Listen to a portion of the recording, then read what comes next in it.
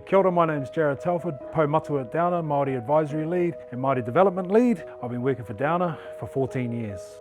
We stand for each other means to me having mutual respect for each other. It means valuing each other.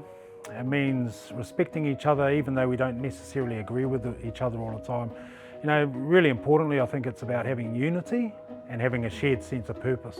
So an example of that is, you know, having conversations with people and they make maybe some pretty disparaging remarks about colleagues or the team, and you just have to remind people, like, that's below the line, like that's no way to talk about people that you work with.